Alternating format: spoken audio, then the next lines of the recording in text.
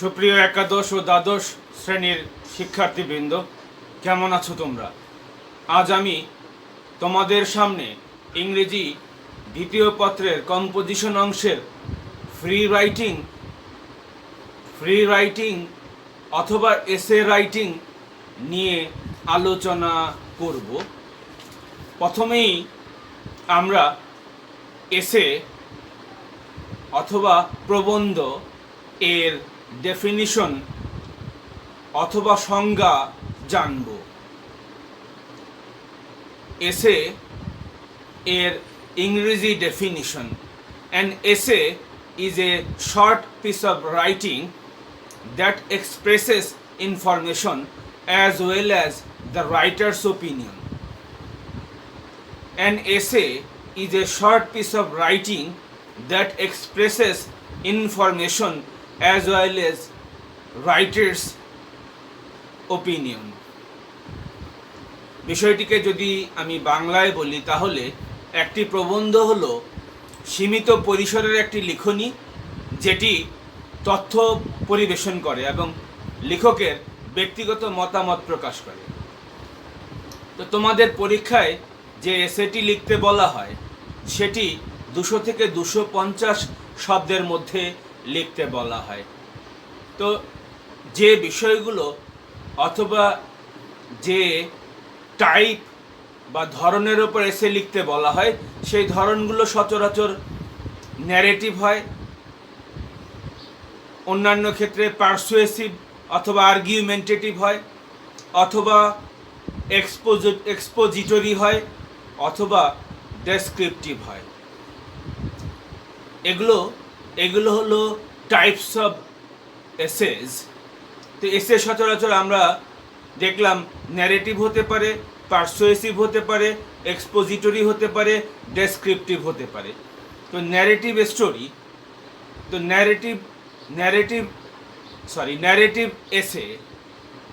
এসে হলো সেই ধরনের এসে যেখানে একটা গল্প বলা হয় অথবা কোনো ইনফরমেশন বা তথ্য দেওয়া হয় একটি টপিক বা বিষয় সম্পর্কে।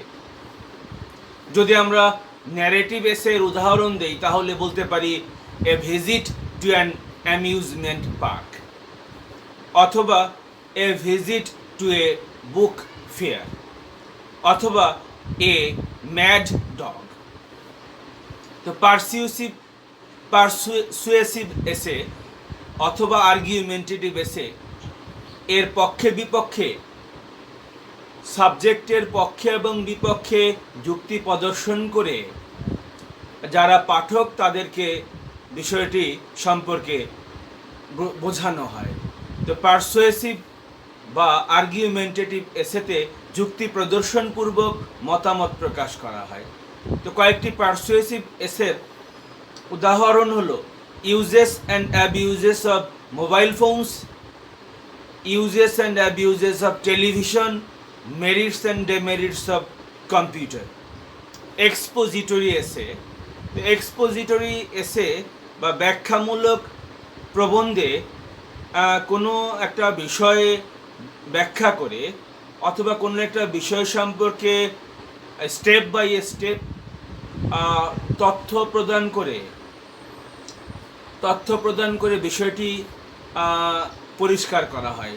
যে দু একটা উদাহরণ দিলে বোঝা যাবে, যেমন কিপিং ফিট অথবা হিউম্যান বডি।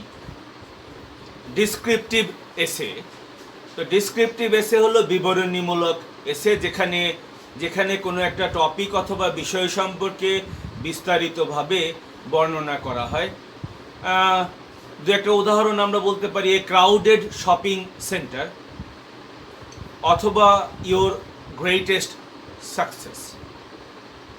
তো এখন আমরা দেখব একটা এসে এর স্ট্রাকচার অথবা কাঠামো সম্পর্কে।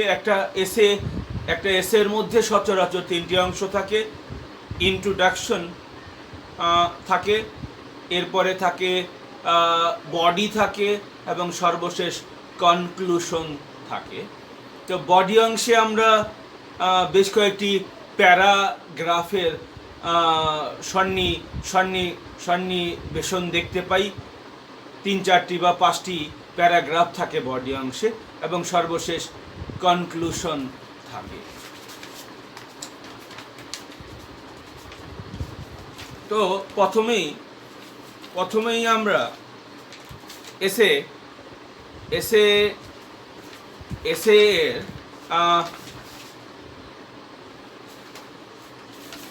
আমরা প্রথমে যেটি আলোচনা করব সেটি হলো একটা এসের যে ইন্ট্রোডাকশন থাকে, সেখানেই আমরা ইন্ট্রোডাকশনের মধ্যে থিসিস স্টেটমেন্ট লিখে থাকি।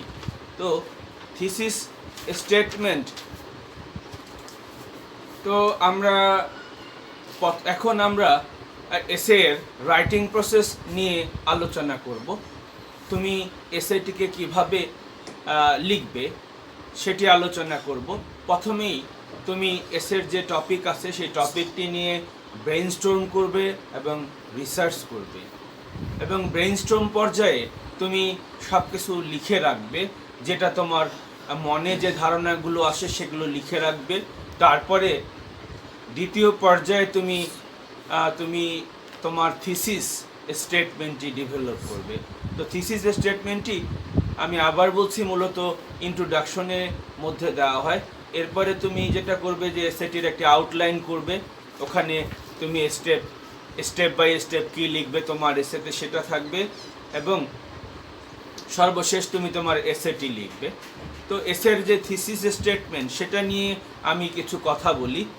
তো থিসিস স্টেটমেন্ট হলো এক বাক্যে তুমি এসেটি সম্পর্কে এক বাক্যে বলবে, যে বিষয় সম্পর্কে তুমি এসেটি লিখছো সেই বিষয়টি সম্পর্কে এক বাক্যে বলবে।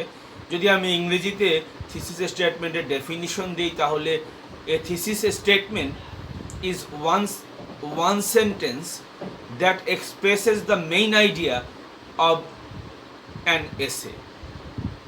তো সচরাচর থিসিস স্টেটমেন্টটি তোমার এসের যে ইন্ট্রোডাকশন আছে সেই ইন্ট্রোডাকশন এর প্রথম প্যারায় সর্বশেষ লাইনে দেওয়া হয়। তো তোমার থিসিস স্টেটমেন্টটি খুব সুনির্দিষ্ট এবং পরিচ্ছন্ন হওয়া উচিত। তো দু একটা থিসিস স্টেটমেন্টের যদি আমি উদাহরণ দেই, একটা মন্দ থিসিস স্টেটমেন্টের উদাহরণ হলো high levels of fat consumption are bad for you. একটা ভালো থিসিস স্টেটমেন্টের উদাহরণ হলো high levels of fat consumption have detrimental effects on your personal health such as weight gain, heart disease and liver complications. তো তুমি এসে যখন outline করবে বা এসের যে হিন্টসগুলো তুমি লিখবে, এটা তুমি রাফ অংশে লিখতে পারো। তো ওখানে থাকবে টপ বা সবার উপরে থাকবে থিসিস স্টেটমেন্ট, তারপরে তোমার ফার্স্ট প্যারা টপিক সেন্টেন্স থাকবে, সেকেন্ড প্যারা টপিক সেন্টেন্স থাকবে, থার্ড প্যারা টপিক সেন্টেন্স থাকবে, ফোর্থ প্যারা টপিক সেন্টেন্স থাকবে, ফিফথ প্যারা টপিক সেন্টেন্স থাকবে, এবং তুমি টপিক সেন্টেন্সগুলোকে পরবর্তী 2-3টা এবং 4টা বাক্যে সেগুলোকে ইলাবোরেট করবে, বিস্তারিতভাবে বলবে। সর্বশেষ কনক্লুশন থাকবে, সেখানে তুমি একদম শুরুতে ভূমিকায় যে থিসিস স্টেটমেন্টটি বলেছিলে সেই থিসিস স্টেটমেন্টটিকে পুনরায় রিস্টেট করবে। তো এখন যখন তুমি এসে লিখবে, তো এসের মধ্যে তুমি একই প্যারায় অনেকগুলো আইডিয়া লিখবে না, আইডিয়াগুলো একটা প্যারায় একটি আইডিয়া মাত্র লিখবে। তুমি লিঙ্কিং ওয়ার্ডস ব্যবহার করে এসের একটা প্যারাকে আরেকটা প্যারার সাথে কানেক্ট করবে সুন্দরভাবে, এবং সাপোর্টিং যে ফ্যাক্টগুলো এবং সাপোর্টিং যে তথ্যগুলো সেগুলো দিবে। এবং তুমি এসের একদম শুরুতেই ইন্ট্রোডাকশনে আমরা হুক ব্যবহার করা বলি, তুমি হুক ব্যবহার করবে।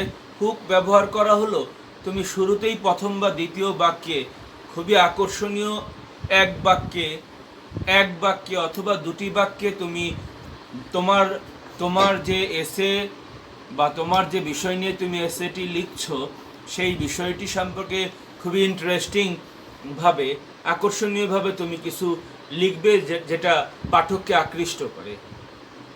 এবং কনক্লুশনে তুমি খুব সুন্দর এবং আকর্ষণীয় কনক্লুশন যেটি তুমি থিসিস স্টেটমেন্ট আকারে তোমার যে এসের শুরুতে দিয়েছিলে সেটিকেই পুনরায় কনক্লুশনে তুমি লিখবে।